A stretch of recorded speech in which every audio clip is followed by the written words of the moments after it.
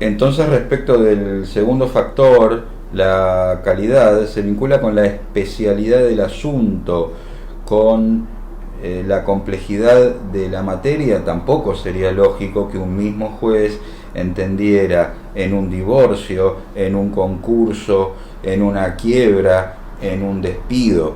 Entonces también desde ese punto de vista, en razón o en relación con el contenido del área del derecho que se somete a juzgamiento de los jueces, se reparte su conocimiento entre unos y otros.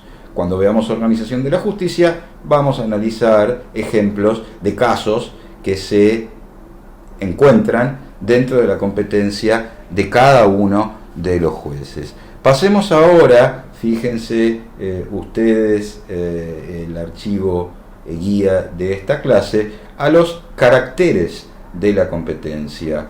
Serán dos los que consideraremos. Tengan a la vista ya los artículos 1, 2 y 3 de nuestro Código Procesal Civil y Comercial de la Nación.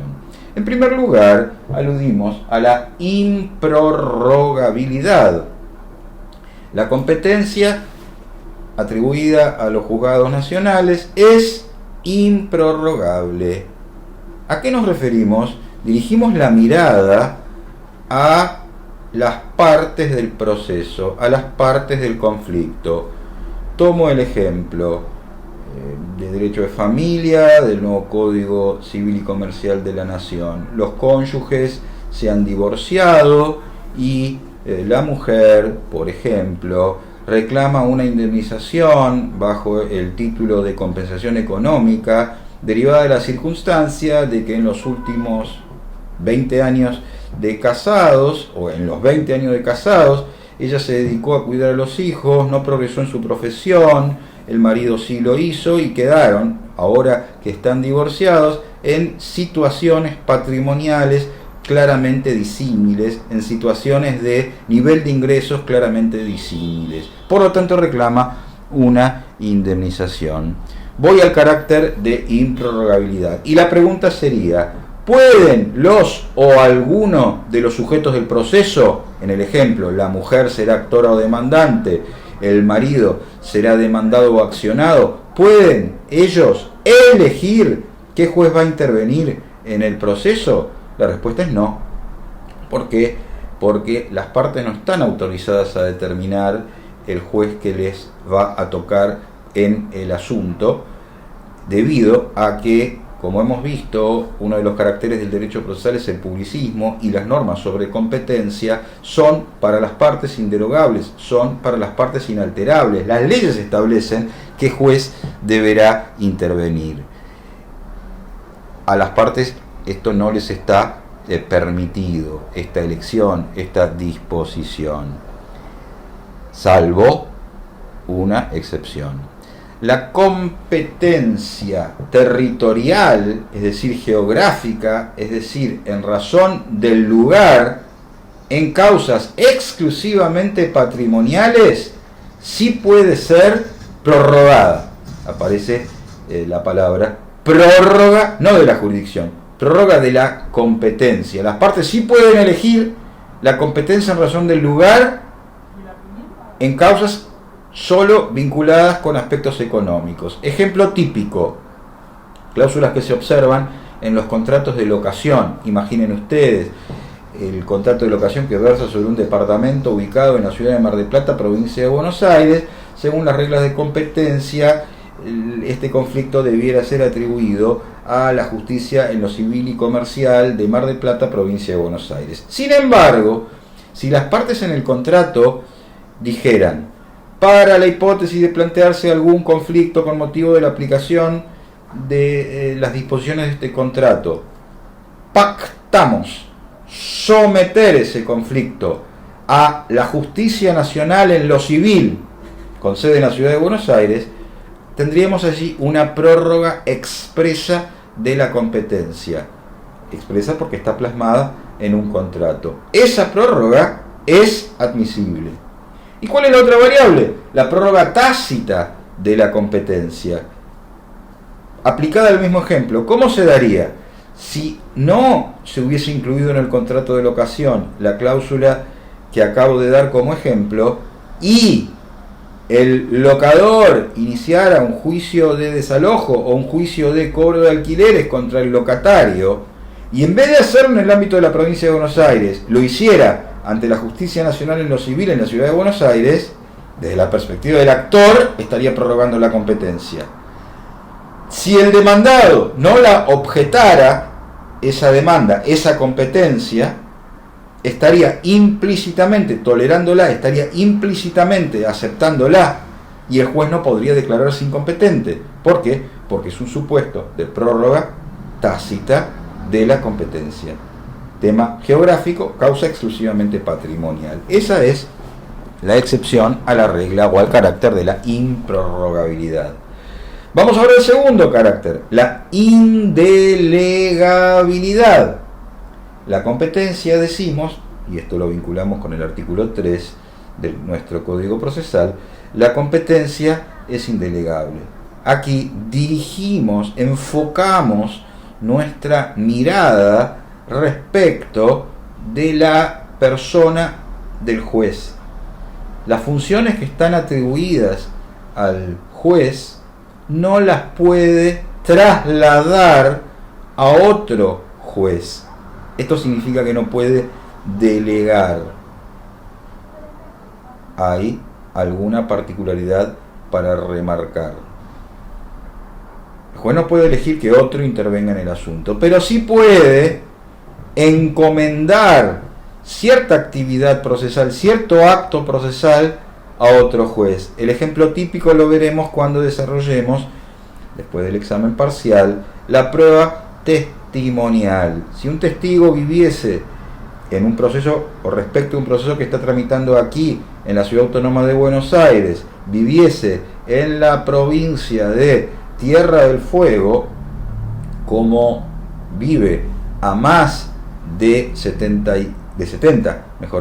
kilómetros de la Ciudad Autónoma de Buenos Aires, está eximido de trasladarse a prestar declaración a la Ciudad de Buenos Aires, y estará o tendrá la posibilidad de hacerlo ante el juez local, ante el juez de Ushuaia, ante el juez de Río Grande en la provincia de Tierra del Fuego. Pero para que opere este régimen, y mientras no se instaure en nuestro Código Procesal, lo cual está proyectado pero aún no vigente, el sistema de las teleconferencias, tendrá que el juez nacional, el juez con asiento en la Ciudad de Buenos Aires, pedir la colaboración de un juez de Tierra del Fuego.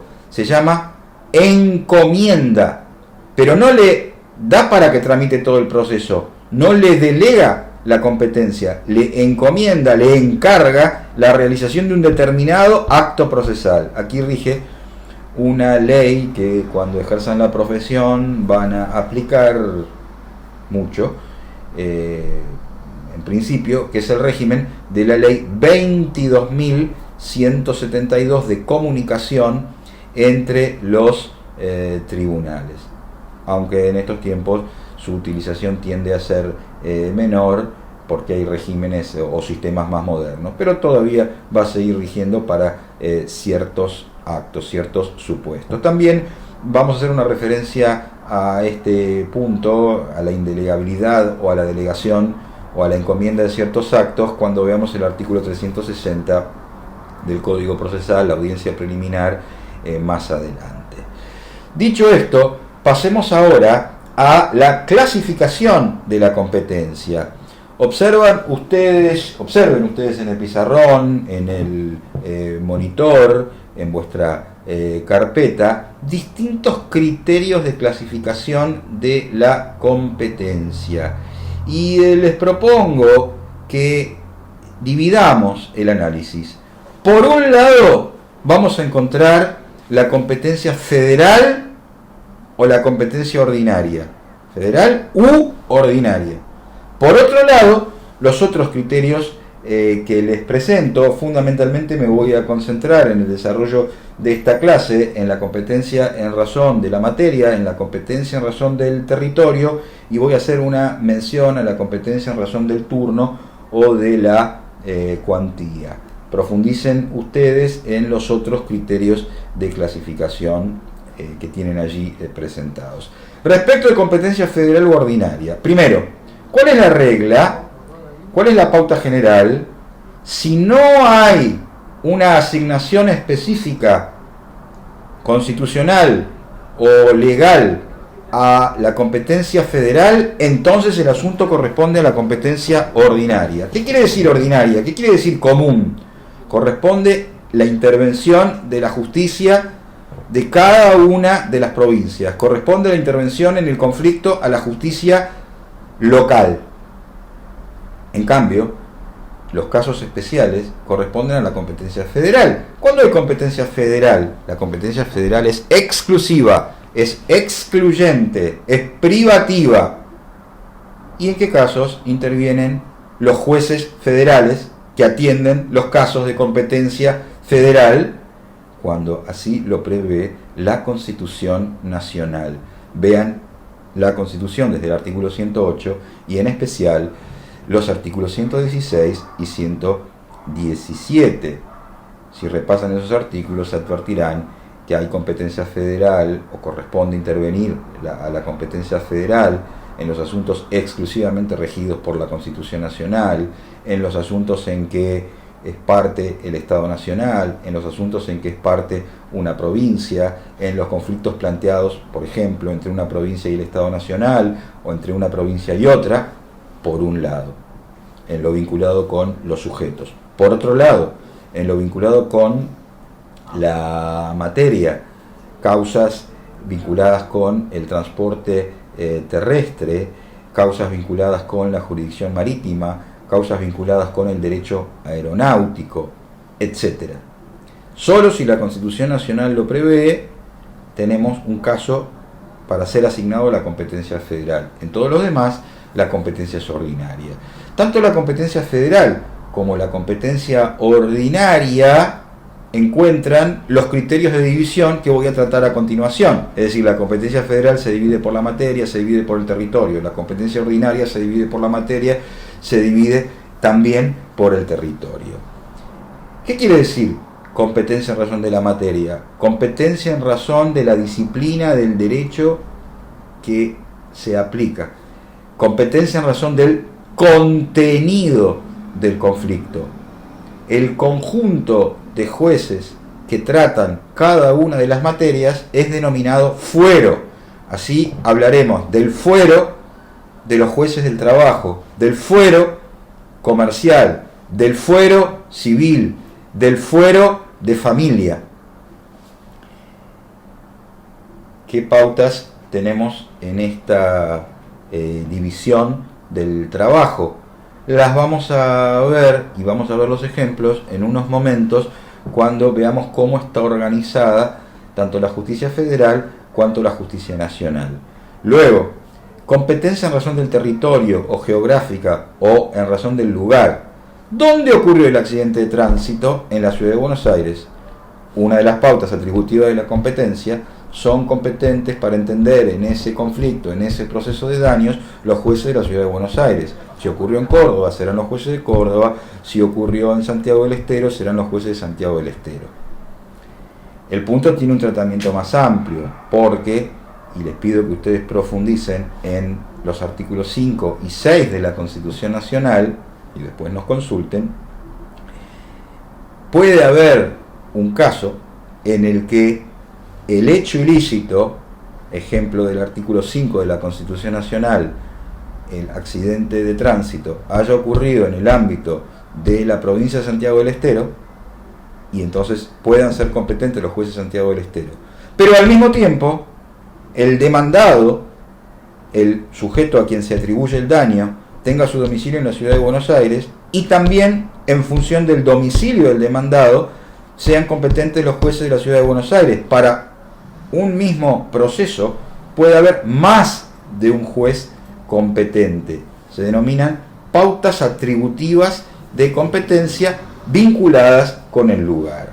Luego, y no lo mencioné antes, pero lo ven en el archivo, ¿qué quiere decir competencia en razón del grado? Quiere decir competencia en razón de la función y hace a la división de tareas entre los distintos órganos de la jurisdicción, porque decimos desde ahora, la justicia nacional está dividida en instancias, y entonces el primer grado será la justicia nacional de primera instancia, el segundo grado serán las cámaras de apelaciones, la segunda instancia, y el tercer grado será la Corte Suprema de Justicia de la Nación. Entonces, la competencia en razón del grado de la función se pregunta, ¿en qué tramo del proceso interviene cada uno de estos escalones de la jurisdicción?